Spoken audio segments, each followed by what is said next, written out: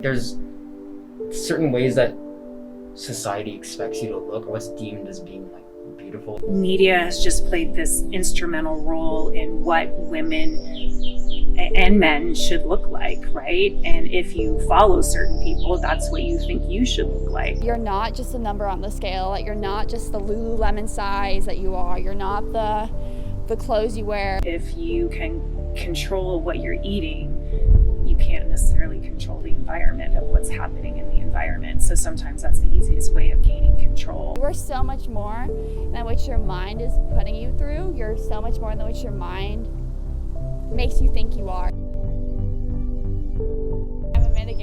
I am a junior at Los Altos High School, but I did the middle college program through Foothill. My name is Amr. I'm in 11th grade. I'm personally a really big family person, so I like to spend my time with my friends and family, along with like just kind of exploring the world around me. I really like to go on hikes, and I like to go to the beach and just kind of spend time with the people I love. Music is my number one hobby. Write a lot of music. Spend most of my time alone just making music or listening to music. I was always athletic, so I always wanted to, I studied kinesiology in school. I played lots of sports, soccer, softball, cross country, and I really wanted to study the body and how physical therapy is related. Outside of that, I'm a varsity athlete. I row for NorCal Crew, and that's a big part of me. I work at Spot Pizza in downtown Los Altos.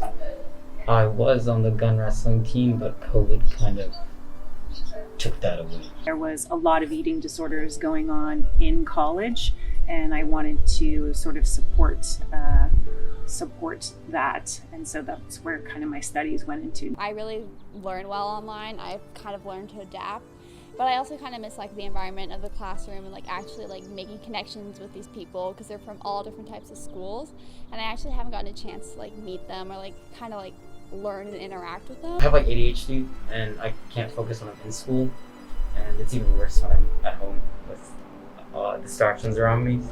But at the same time, it's been helpful because I don't really love being at school. I'm really anxious when I'm at school, and being like in a comfortable environment in my room is definitely better. At the beginning, I really kind of like, it really affected me harshly. I kind of felt very isolated and kind of almost like a feeling of like sadness, like I don't know what's gonna happen, like I don't know if like I'm gonna be able to like do the normal things a high school junior would do. My social life kind of fell off during quarantine. Stopped talking to friends, stopped talking to everyone pretty much. And kind of, when you already isolate yourself when there's not a pandemic and you're not quarantined, you have an excuse to do it when you are quarantined. Like, I've kind of progressively gotten better, but like there's still like the feeling sometimes of like, oh, I'm in lockdown from my house and I can't do the things I would do. I can't go to concerts. I can't do all of this that I would be able to do at this time if I weren't in lockdown. There was not really a systematic thing that was happening. It was all chaos in the world. And so what does that lead to? Depression, mental illness. I think definitely quarantine has been very rough, but it's had its silver linings. I have had several friends, particularly women friends, who have battled with, eating disorders, bulimia, anorexia. A lot of my friends have dealt with eating disorders. I personally have. I myself have. It's very difficult. Prior to quarantine, I said I dealt with it a lot better. It was kind of like on the back burner. I knew I still had like issues with like eating and how I felt about myself, but it wasn't as like prominent. I haven't really told anyone, or I didn't tell anyone because I was kind of ashamed of it. I felt it as though it kind of took away from like who I am as a person. And I didn't want that to become my identity. Definitely social media, TikTok, like with the like Chloe Tink thing. Social media is the obvious culprit, right?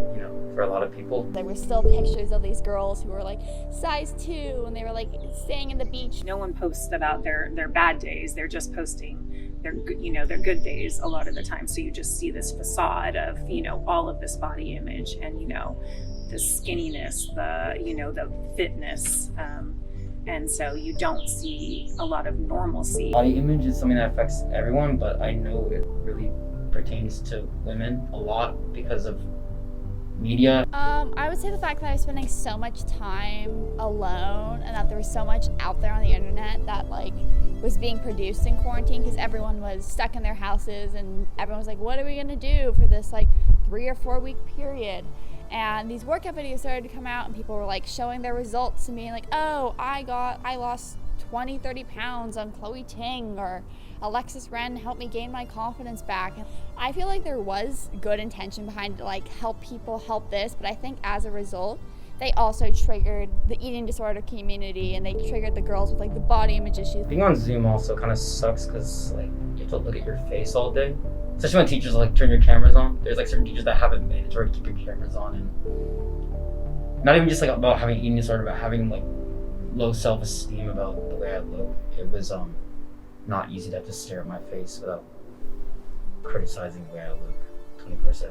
So basically I suffer with body dysmorphia where I don't see my body how it's perceived, and it really like drove me in quarantine to like want to like work out to like the point of like exhaustion or like being unable to breathe. Like I just felt like I needed to change my body by the end of this like supposed 30 days to the point where I was a brand new individual. And I found myself really like looking at the scale more often and like being more cautious with what I ate. I would sometimes like just skip meals and call like a coffee my breakfast. I just think like it made my feelings of my eating disorder worse, and it made me feel like there was so much pressure for me to like look a certain way and feel a certain way and like just completely change myself. And it like really honestly sucked, and I think that's what like really put me into a dark place. You have more time on your hands. You're not constantly occupied with doing the next thing. You're not doing much. So in the months of quarantine where nothing was like open, you're kind of just at home, definitely is where it got the worst because you just have a lot of time to like not like yourself. I think just I can speak to it as being that kinesiology background, so the study of movement, really, right? You look at, when computers, I'm a little bit older than you all, but you looked at the computer generation, the TV generation, that all impacted the way the body was sedentary and didn't move. So we already had that going into, the pandemic, where kids don't have PE classes, kids, they have extracurricular activities that may be active, but maybe not. And so we had gradually built this population of people that wasn't moving around. We weren't getting out as much, we weren't being as active, so it caused people to skip meals. I'll say that's why I started to like just snack throughout the day and like not actually fuel my body, because I wasn't rowing my 6 days a week. I wasn't doing all this, and I started to like skip and like not fuel my body.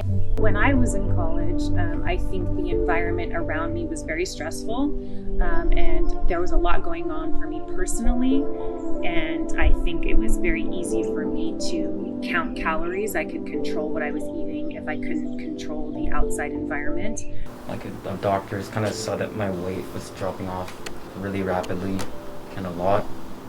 So I had to talk to my primary care physician about it. Some part of me knew, right? Like losing a lot of weight really fast is obvious, and like making yourself not eat is obviously not like a normal thing. Constantly obsessing about the way like you and your body looks is not this. I don't want to say not normal because that makes it sound bad, but like it's not a healthy thing. I feel like during quarantine there was a much more heavier push to eat cleaner or try keto, like that. There was that girl on TikTok who just ate like cheese and like cheese and fruits, and she was like, oh, this is how I'm losing so much weight and I'm like so much healthier. Our food system is completely, full of preservatives. You may see a different end of it now where you see an organic side of it and you see a lot of different, but the dietary world is a multi-billion-dollar industry. A lot of nutrition education isn't out there, but a lot of diet world is out there. A lot of student athletes like began to like watch what they eat, skip eating, and like just like work out to like they were pretty much dead. Fitness culture is different than diet. As someone who is really into fitness and like working out and going to the gym and all that, there's definitely a fine line between toxicity and like health. Everyone was affected, I think, by the ED culture that was brought on by this pandemic. Definitely affected me a lot. I didn't really realize I had an eating disorder until very deep into it, when it was hard to kind of break out of it. I opened up about it on on Reddit actually once because no one knows me there, and people kind of initially downplayed it and basically said like, oh well, like you're a guy, it's not that big of a deal. I guess like I'm a guy and I didn't want people to know that like I have an eating disorder because it's not like perceived that guys have eating disorders a lot. Thank gosh that some women now have come out and said, hey, you know, my body looks like this, I am proud of it. And, you know, that has lessened a little bit of the shaming of how people should look. And again, it affects men as well. It's just, you know, men have eating disorders as well. But I think that, you know, thank gosh that some people have come out and said, hey, you know, let's appreciate all body types. You really have to learn your like self-value, and like you have to teach yourself a lot of self-love and be like, oh, I look great in this, rather than, oh, like I don't look like Madison Beer in this dress, or like I don't look like Gigi Hadid. Like you just have to learn like a lot of self-love and learn that like food is power to your body, and that your body like needs food to like function on a day-to-day basis, and that it's needed for you to be this beautiful individual that can do all the things that you love and that you want to do. You really just try to teach eating as a skill early on in the really young years, so that they have a path they can take in order to make some, you know, good choices when it comes to healthy eating.